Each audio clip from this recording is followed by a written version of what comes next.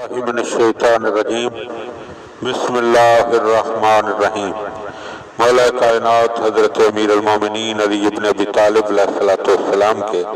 مجموعہ کلام نہج البلاغہ کے پہلے باب کے خطبہ نمبر 163 کا پہلا حصہ، جس میں مور کی عجیب و غریب خلقت کا تذکرہ فرمایا ہے۔ مولا علیہ السلام فرماتے ہیں کہ قدرت نے ہر قسم کی مخلوق کو، وہ جاندار ہو یا بے جان،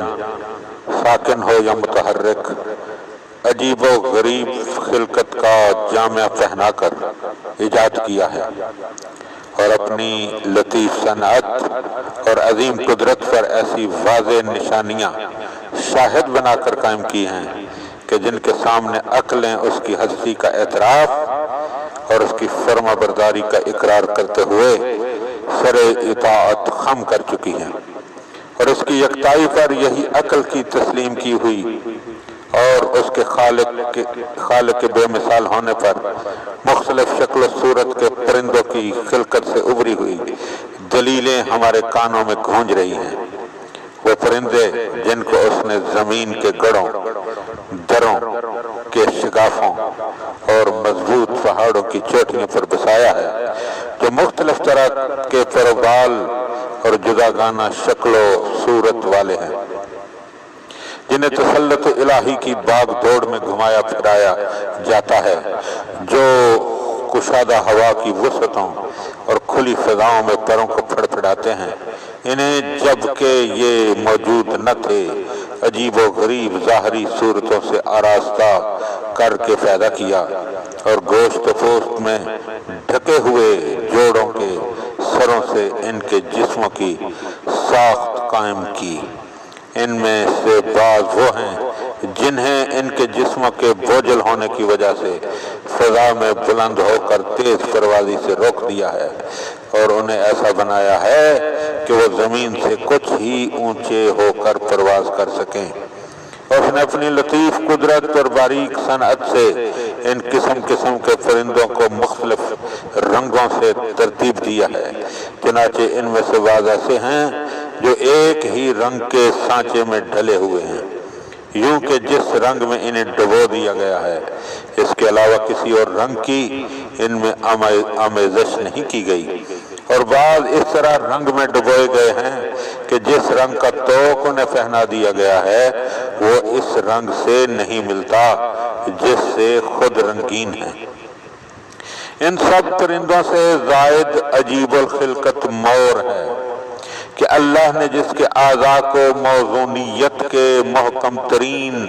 سانچے میں ڈھالا ہے اور اس کے رنگوں کو ایک حسین ترتیب سے مرتب کیا ہے۔ یہ حسن و توازن ایسے پروں سے ہے کہ جن کی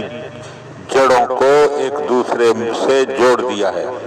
اور ایسی دم سے ہے کہ جو دور تک کھینچتی چلی جاتی ہے۔ جب وہ اپنی مادہ کی طرف بڑھتا ہے تو اپنی لپٹی ہوئی دم کو پھیلا دیتا ہے اور اسے اس طرح اونچا لے جاتا ہے کہ وہ اس کے سر پر سایہ افغن ہو کر پھیل جاتی ہے، گویا وہ مقام دارین کی اس کشتی کا بادبان ہے جسے اس کا ملاح ادھر ادھر موڑ رہا ہو، اور وہ اس کے رنگوں پر اتراتا ہے اور اس کی جنبشوں کے ساتھ جھومنے لگتا ہے، اور مرغوں کی طرح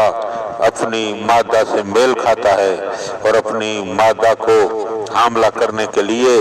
جوش و ہیجان میں بھرے ہوئے نروں کی طرح جوڑ کھاتا ہے۔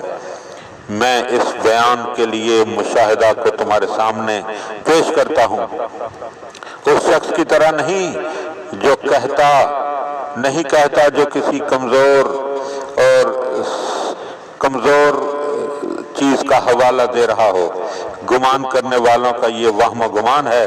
کہ وہ اپنے گوشہائے چشم کے بہائے ہوئے اس آنسو سے اپنی مادہ کو انڈوں پر لاتا ہے کہ جو اس کی پلکوں کے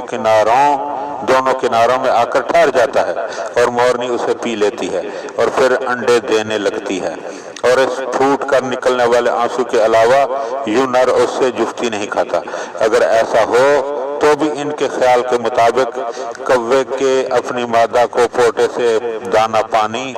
بھرا کر انڈوں پر لانے سے زیادہ تعجب خیز نہیں ہے۔ تم اگر بغور دیکھو گے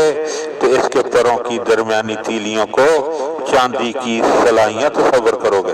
اور ان پر جو عجیب و غریب ہالے بنے ہوئے ہیں، اور سورج کی شعاعوں کے مانند جو پر و بال اگے ہوئے ہیں، انہیں زردی میں خالص سونا اور سبزی میں زمرد کے ٹکڑے خیال کرو گے۔ اگر تم اسے زمین کی اگائی ہوئی چیزوں سے تشبیہ دو گے تو یہ کہو گے کہ وہ ہر موسم بہار کے چنے ہوئے شگوفوں کا گلدستہ ہے، اور اگر کپڑوں سے تشبیہ دو گے تو وہ منقش ہلوں یا خوشنما یمنی چادروں کے مانند ہے، اور اگر زیورات سے تشبیہ دو گے تو وہ رنگ برنگ کے ان نگینوں کی طرح ہے جو مرصع بجواہر چاندی میں دائروں کی صورت میں پھیلا دیے گئے ہوں، اور اس طرح چلتا ہے جس طرح کوئی حشاش بشاش اور متکبر محو خرام ہوتا ہے۔